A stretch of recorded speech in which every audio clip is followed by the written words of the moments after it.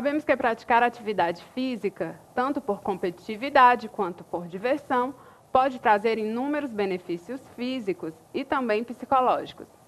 Mas e quando a pessoa possui alguma deficiência física ou intelectual? Para essas pessoas, praticar esportes pode representar muito mais que saúde. É uma forma de redescobrir a vida de uma forma ampla e global. O destaque de hoje fala sobre os benefícios do esporte para as pessoas com deficiência e, para tirar algumas dúvidas sobre o assunto, recebemos a professora mestre dos cursos de licenciatura e bacharelado em Educação Física do Unigrande e também ex-aluna, Tatiana Félix. Tatiana, obrigada por ter aceito o nosso convite, ter vindo aqui ao destaque. Eu que agradeço, Sâmia, por lembrar de meu nome e é com muito prazer que estou aqui. Tatiana, eu queria começar te perguntando de que forma o esporte pode ser tão importante para essas pessoas com deficiência? As pessoas com deficiência, elas buscam a atividade física, a princípio, com o objetivo da reabilitação, né? E uma vez desenvolvida essa reabilitação e ela estando apta a desenvolver a atividade física regular, então inicia-se um processo de iniciação, né, da pessoa.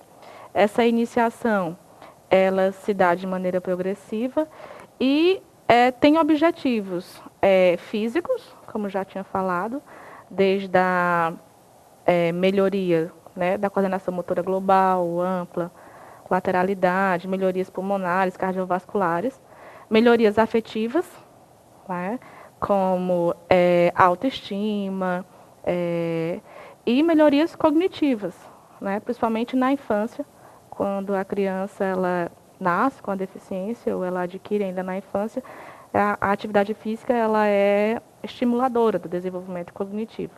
Né?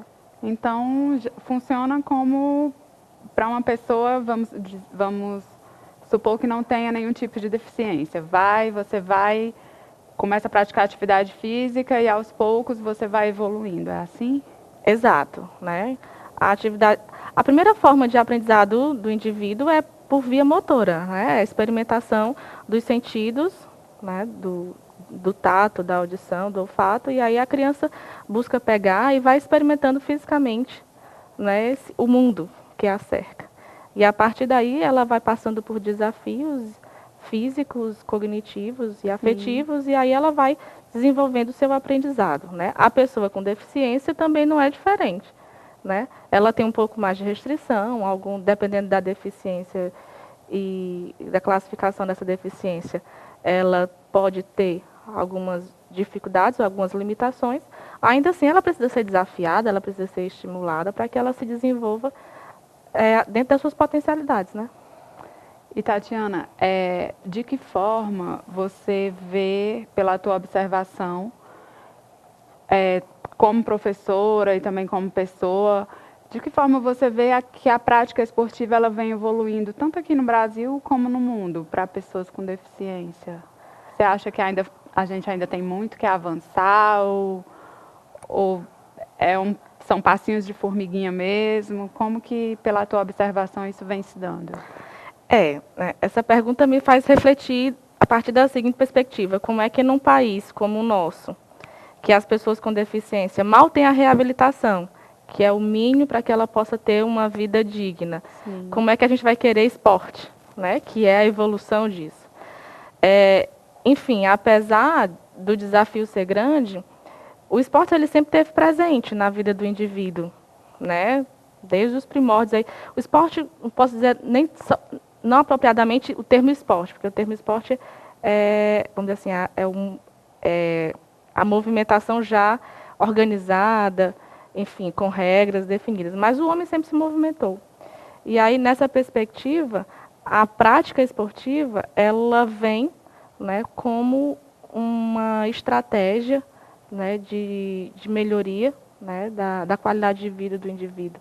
Não só no aspecto físico, mas também emocional, né, onde ele vai poder se relacionar, onde ele vai poder conviver, onde ele vai reconhecer as suas dificuldades, mas também ele vai evidenciar as suas potencialidades. Porque a grande dificuldade da pessoa com deficiência é porque ela vê muito a deficiência e ela, em muitos momentos, se vê apenas como deficiente.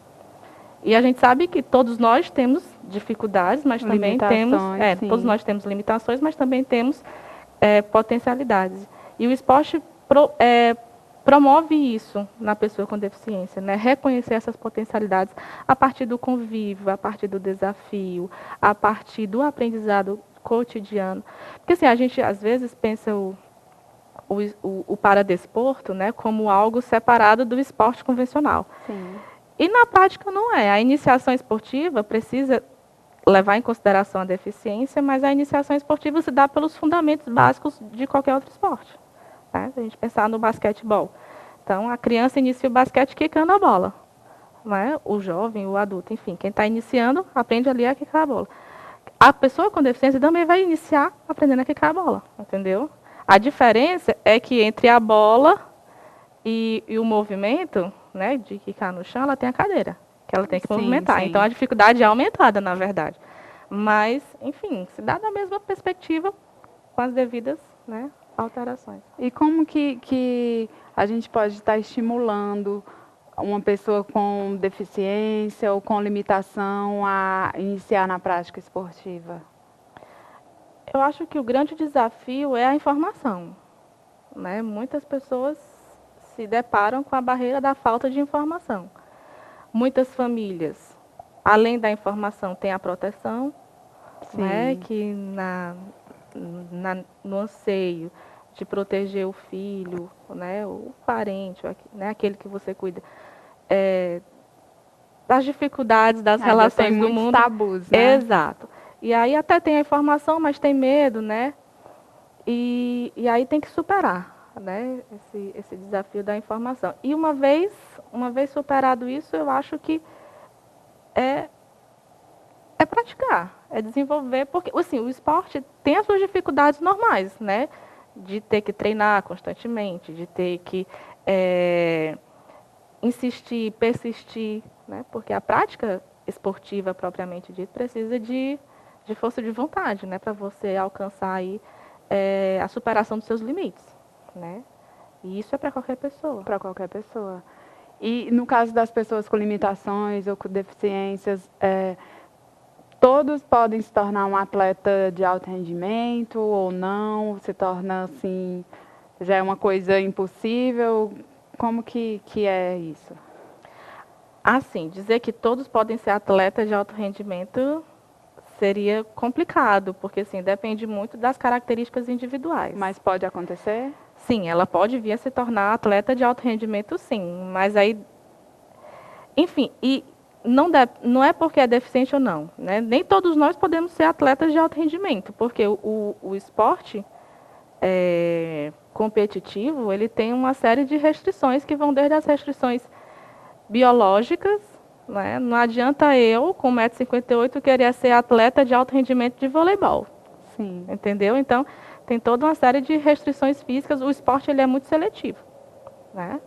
Então, a força de vontade conta, mas, enfim, a natureza também. Há outros fatores que precisam ser levados em consideração, né? Isso vale para a pessoa com deficiência, né? A pessoa com deficiência precisa ser também analisada e avaliada, né?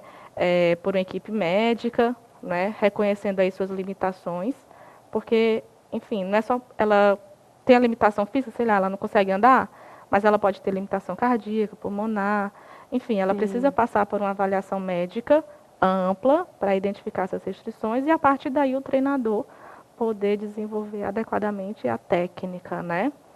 E, assim, uma vez, por exemplo, não é porque a pessoa se movimenta pouco, sei lá, tem pessoas que são paralisia cerebral, enfim, praticamente não movimenta, mas atualmente tem modalidades esportivas que se adequam mesmo a essa população. A gente tem o bocha, né, que é uma modalidade esportiva paralímpica, né, que eles utilizam implementos que tem pessoas que movimentam só a cabeça e conseguem competir o bocha. Claro que ele vai competir com pessoas que tenham restrições semelhantes, né, e ele está naquele esporte porque é aquele que ele consegue fazer. Ele podia até querer correr no atletismo, mas ele não consegue correr. Tem que saber da sua limitação. Exatamente. Então, atualmente, o paradesporto, ele abre esse essas possibilidades para adequar aí os vários tipos de deficiência e vários tipos de limitações, né? O alto rendimento, como eu falei, talvez seja um pouco restrito, mas a prática esportiva, aí não, né? Pode ser desenvolvido por qualquer pessoa, né? Tendo os devidos cuidados, né? E quais são os benefícios dessa prática esportiva para essas pessoas com deficiência? Assim, benefícios tanto motores como intelectuais? Quais são os benefícios que você pode apontar aqui para a gente? Bem, a gente pode apontar benefícios cardíacos, cardiovasculares, né? Pulmonares, de condicionamento físico, melhoria de aptidão física, melhorias de habilidade motora, né? Trabalhando as diversas valências físicas, né? Condicionais e coordenativas, benefícios afetivos, né? De autoimagem, de autoestima, né? E cognitivos, de estimulação, né? do pensamento, das ideias, enfim, né? Os benefícios são muito diversos e são muito amplos, né? Assim, o que você falou nesses benefícios afetivos, emocionais, o que a gente vê é que a prática, atividades esportivas para as pessoas com deficiência também contribuem muito para a questão da sociabilização, não é isso? Esse é um aspecto importante também, na tua visão, que precisa ser bastante trabalhado? Muito. As pessoas, elas tendem a se isolar, né? A pessoa com deficiência, principalmente a deficiência adquirida, que a pessoa adquiriu ao longo da vida devido a um acidente, né? Devido a uma medicação, devido a uma doença, né? As causas são diversas. E aí, essas deficiências adquiridas, no primeiro momento, a pessoa passa por um processo de luto muito intenso, né? O luto de deixar para trás aqueles sonhos que você tinha, aquelas expectativas e reconstruir. Não é que você deixa o sonho para trás, mas você precisa modificá-lo, né? Porque as estratégias para que você... É uma reconstrução mesmo, né? E aí é um processo de luto, né? Porque você precisa se desfazer daquela expectativa para refazer uma nova.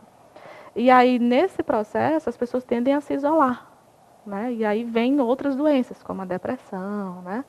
E aí, a atividade física, ela se mostra como uma válvula de escape para que essas pessoas possam se socializar novamente, construir aí uma nova personalidade social, né?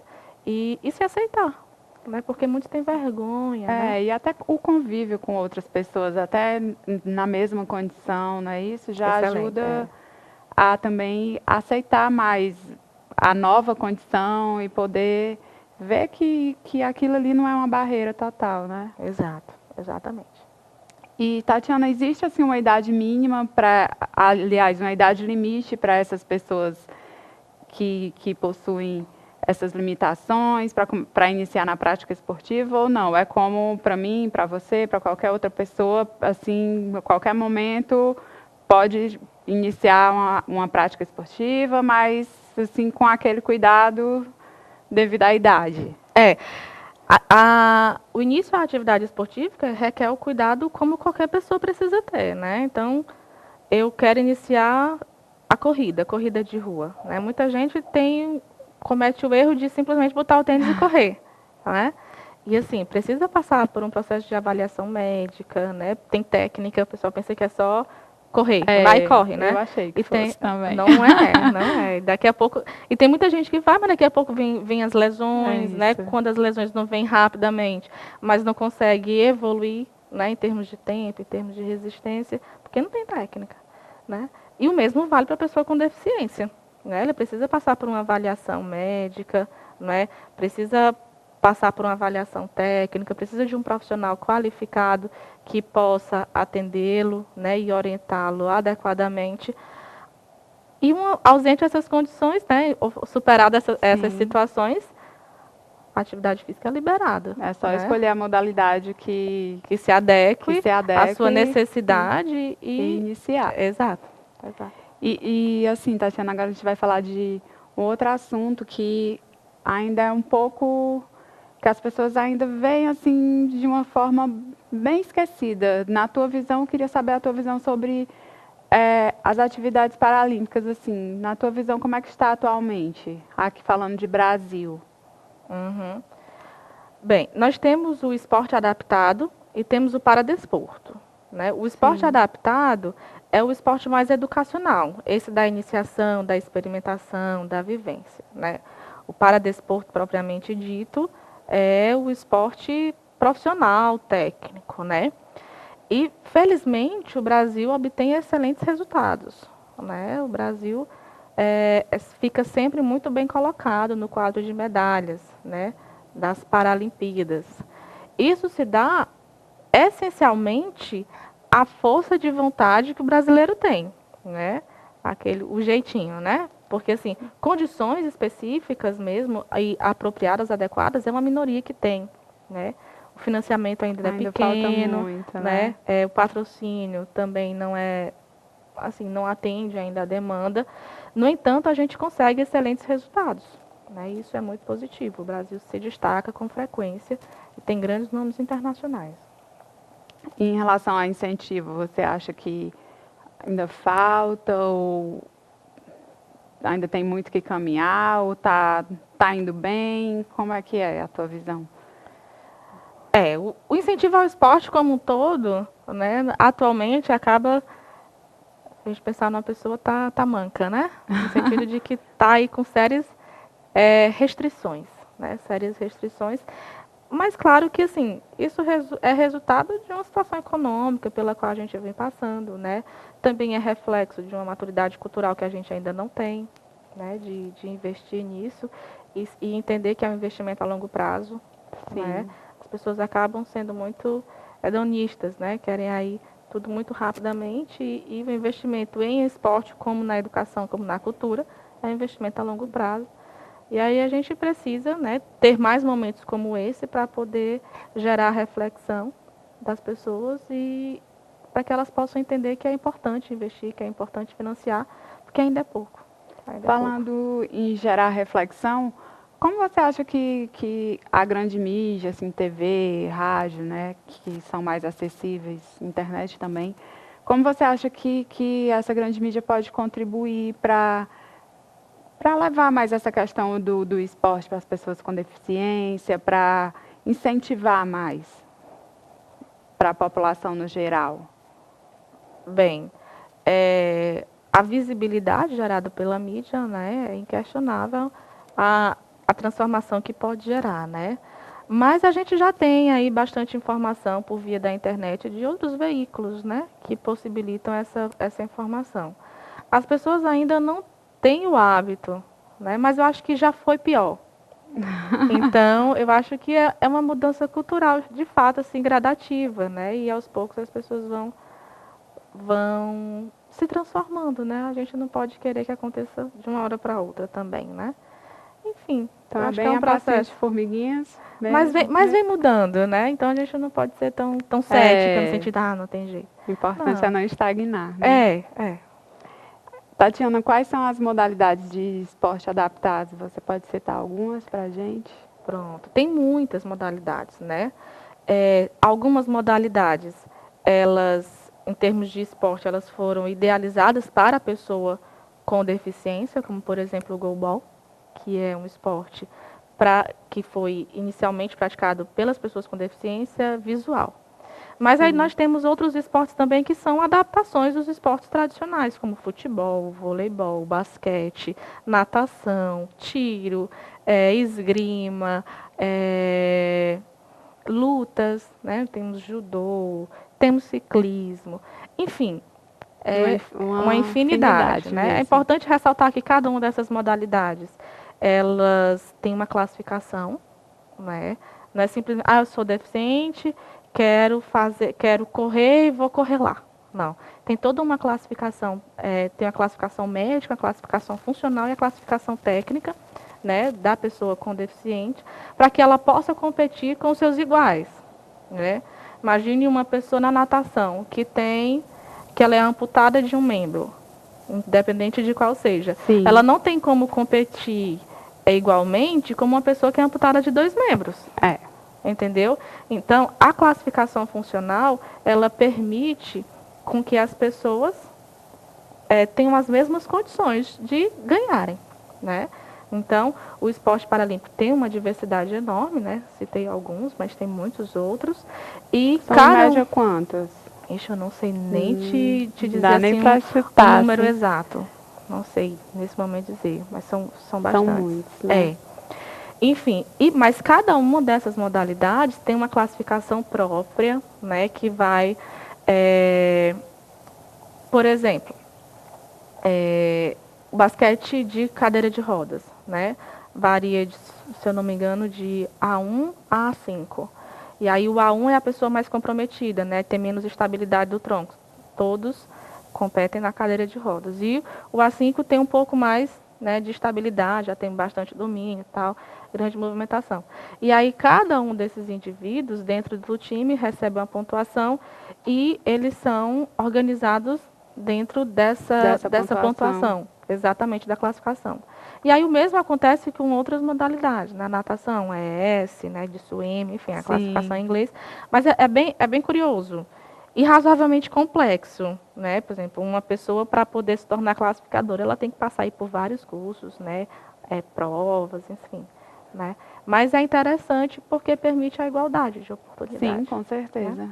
É bem legal. E que dicas você pode dar para essas pessoas que têm alguma mobilidade reduzida ou que possuem alguma deficiência e querem iniciar na prática esportiva, querem praticar algum esporte? Quais são as dicas que você pode dar aí para essas pessoas que estão sem saber como iniciar? Pronto, que não pense que a sua limitação, que a sua deficiência é maior que você, né? Porque a atividade física permite com que você se redescubra, né? E que você poderá, né, melhorar, poderá crescer, poderá transformar, né, o seu cotidiano e essas suas dificuldades. E aí buscar, né, um grupo ou algum time, algum clube que já desenvolva a atividade, né, que verifique se o seu estado de saúde permite aquele tipo de atividade e vá, experimente, desafie, né, se desafie. Porque, como eu falei, às vezes a maior barreira é a barreira emocional, afetiva, Sim. né? Então a pessoa, né, se colocar numa situação desconfortável, né, no sentido de que você não vai se colocar em risco, mas assim, sair da sua zona de conforto, exato, né? Exato. E tentar se descobrir, né? Eu penso que seja isso, a principal barreira da iniciação, entendeu? Sim. É uma redescoberta, é se adequar a uma nova vida, né? Mesmo. Então, acho que é por aí, realmente. Tatiana, a gente está terminando o programa. Gostaria de perguntar se você quer enaltecer algo mais, quer deixar mais algum recado. Bem, que a Unigrande, atualmente, ela busca trazer essas pessoas com deficiência para dentro da instituição, né? Nós temos aí adequação arquitetônica para atender essa população, né? Em termos de sala de aula, de infraestrutura, inclusive no curso de Educação Física, que é o curso que eu faço parte, e nós temos, inclusive, extensão, né? Nós temos aí extensão na área do atletismo, né? Uma parceria direta aí com um ex-aluno nosso, né? Que desenvolve um trabalho lindíssimo, riquíssimo, e que as portas da Unigrande estão abertas, né? Para receber essas pessoas que queiram ter uma nova experiência, né? Que queiram se desafiar e que queiram aprender. Tá? Tatiana, obrigada mais uma vez por ter vindo conversar com a gente sobre esse assunto, tá? Eu que agradeço. Aqui termina mais um Destaque, um programa produzido pela TV Unigrande e exibido pelo canal Universitário de Fortaleza, o canal 14 da Multiplay. Até o próximo programa.